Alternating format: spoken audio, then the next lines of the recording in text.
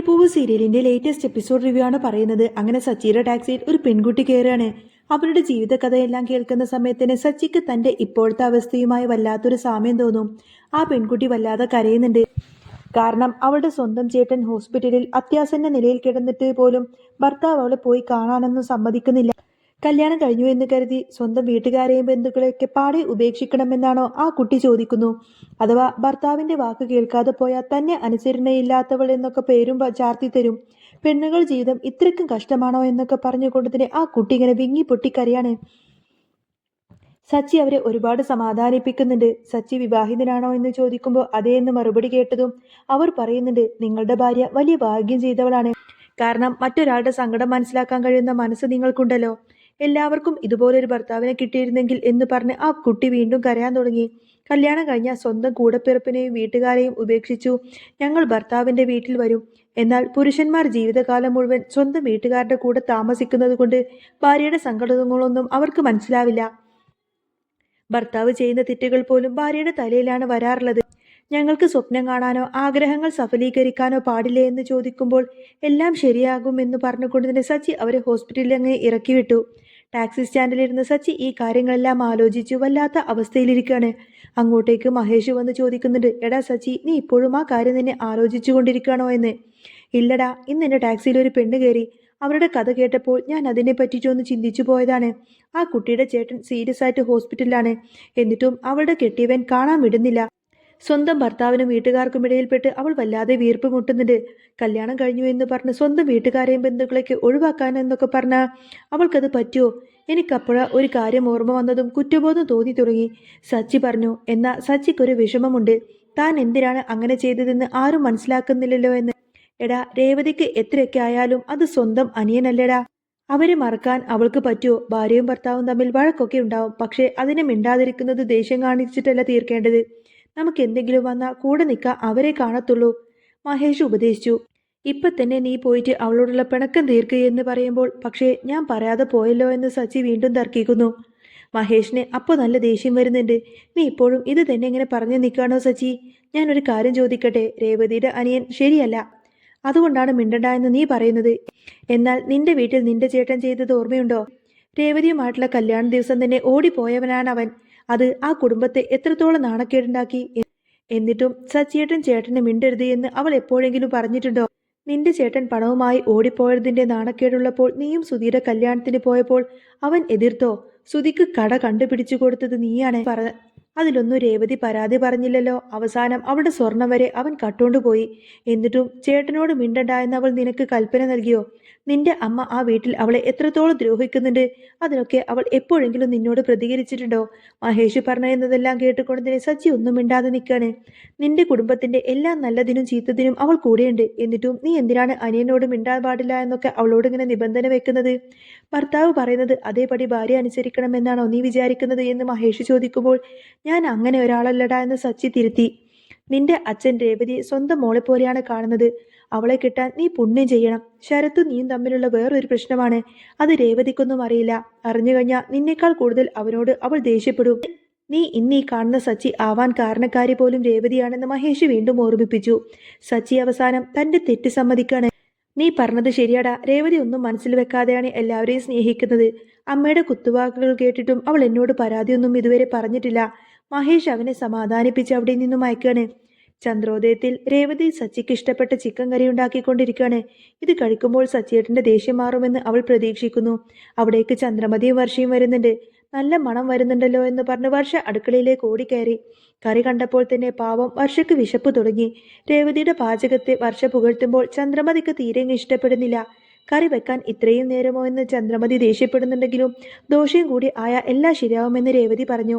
ടേസ്റ്റുള്ള ഭക്ഷണം കഴിക്കണമെന്നുണ്ടെങ്കിൽ കാത്തിരിക്കണം ആൻറ്റി എന്ന് വർഷ പറയാണ്. ചന്ദ്രമതി അന്നേരം ഒന്ന് കളിയാക്കുന്നുണ്ട്. എപ്പോഴും രേവതിയെ സപ്പോർട്ട് ചെയ്യുന്നത് എന്തിനാണെന്ന് ചന്ദ്രമതി ചോദിക്കുമ്പോൾ രേവതി ചേച്ചി തെറ്റൊന്നും ചെയ്യുന്നില്ലല്ലോ എന്ന് വർഷ തിരിച്ചടിച്ചു. പഞ്ചസാരക്ക് മധുരമുണ്ടെന്ന് പറഞ്ഞാൽ തേൻ മധുരമില്ലാത്തതായി പോകില്ലല്ലോ എന്ന് പറഞ്ഞ് വർഷ ചന്ദ്രമതിയുടെ വായടപ്പിക്കുന്നു. ശ്രുതിയും ചിക്കൻ കറിയുടെ മണം പിടിച്ച് അങ്ങോട്ടേക്ക് വരുന്നുണ്ട്. ഓഫീസിൽ നിന്നും വന്ന ക്ഷീണം ഈ മണം കേട്ടപ്പോൾ മാറിയെന്ന് ശ്രുതി പറഞ്ഞു. അമ്മ ഉണ്ടാക്കിയ കറിയേക്കാൾ നല്ല മണമുണ്ടല്ലോ എന്ന് ശ്രുതി പറയുമ്പോൾ വർഷ ചിരിക്കാണ്. ആൻറ്റി ഇതുവരെ കറി ഉണ്ടാക്കുന്നത് ഞാൻ കണ്ടിട്ടില്ലല്ലോ. ഇത് രേവതി ചേച്ചി ഉണ്ടാക്കിയതാണെന്ന് വർഷ വെളിപ്പെടുത്തി. ശ്രീകാന്തും ജോലി കഴിഞ്ഞ് വന്ന് കയറിയിട്ട് ടേസ്റ്റൊക്കെ ചെയ്യുന്നു. ഇത്രയും ടേസ്റ്റുള്ള ചിക്കൻ കറി ഞാൻ വേറെ കഴിച്ചിട്ടില്ലെന്ന് അവൻ പറയുമ്പോൾ ചന്ദ്രമതിക്ക് വല്ലാത്തൊരു അസ്വസ്ഥതയാണ്. സച്ചി ഒഴികെ ബാക്കി എല്ലാവരും കഴിക്കാനിരുന്നു. എല്ലാവരും രേവതിയെ പുകഴ്ത്തുമ്പോൾ ഉപ്പ് കൂടുതലാണെന്ന് പറഞ്ഞ ചന്ദ്രമതി നുണ പറയാണ്. ആന്റിക്ക് BP ഉണ്ടോ എന്ന് വർഷ ചോദിക്കുമ്പോൾ അച്ഛനും അത് ശരിവെക്കുന്നു. ചന്ദ്രമതി ആ വിഷയം മാറ്റാൻ വേണ്ടി നോക്കുകയാണ്. ചിക്കൻ നല്ലതായത് കൊണ്ടാണ് കറി നന്നായത് എന്ന് ചന്ദ്രമതി പറയുമ്പോൾ രേവതിക്ക് നന്നായിട്ടങ്ങ് ദേഷ്യം വരുന്നുണ്ട്. സച്ചിയെ കാത്ത് രേവതി പുറത്തേക്ക് നോക്കി നിൽക്കുകയാണ്. അവൻ വരാൻ വൈകുന്നതിൽ അച്ഛന് ആശങ്കയുണ്ട്. ചന്ദ്രമതി മനഃപൂർവ്വം തന്നെ സച്ചിക്ക് വേണ്ടി ഒന്നും ബാക്കി വെക്കാതെ ചിക്കൻ കറി മുഴുവൻ വിളമ്പി അങ്ങ് തീർക്കാണ്. പാത്രം കാലിയാക്കിയതുകൊണ്ട് തന്നെ രേവതിക്ക് സങ്കടമായെങ്കിലും ചമ്മന്തി കൂട്ടി കഴിച്ചോളും എന്ന് അവൾ പറഞ്ഞു. കുറെ നേരം കഴിഞ്ഞപ്പോൾ സച്ചി തിരികെ വരുന്നു. കയ്യിൽ ഒരു പൊതിയുണ്ട്. ചന്ദ്രമതി റൂമിൽ നിന്നും വരുന്നത് സച്ചി കുടിച്ചു വന്ന് വഴക്കുണ്ടാക്കുന്നത് കാണാനായിരിക്കും. എന്നാൽ സച്ചി ആ പൊതി രേവതിക്ക് നേരെ നീട്ടി. അതിൽ അലുവയായിരുന്നു. എന്നോട് ദേഷ്യമായിരുന്നില്ലേ എന്ന് രേവതി ചോദിക്കുമ്പോൾ അതൊക്കെ പോട്ടെ, നിനക്ക് അലുവ ഇഷ്ടമല്ലേ എന്ന് സച്ചി തിരിച്ചു ചോദിച്ചു. തന്റെ തെറ്റ് മനസ്സിലാക്കിയെന്നും അനിയന്റെ ബർത്ത്ഡേ പോയതിൽ ഇനി താൻ തർക്കിക്കില്ലെന്നും സച്ചി പറഞ്ഞു. ശരത്തിന്റെ കൂട്ടുകെട്ടിലുള്ള പേടി കൊണ്ടാണ് താൻ ദേഷ്യപ്പെട്ടതെന്നും എന്നാൽ അത് തങ്ങൾക്കിടയിലുള്ള ബന്ധത്തെ ബാധിക്കാൻ പാടില്ലായിരുന്നുവെന്നും സച്ചി തുറന്നു പറഞ്ഞു.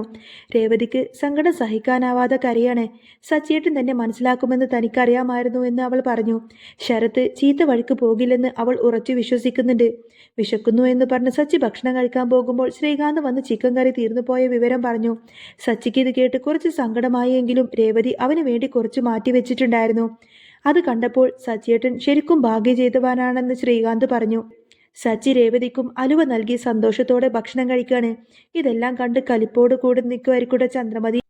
എന്നിട്ട് ചന്ദ്രമതി ദേഷ്യപ്പെട്ട അടുത്തേക്ക് വന്നു. രേവതി ആ അലുവയുമായി അവിടെ നിന്ന് പോയി.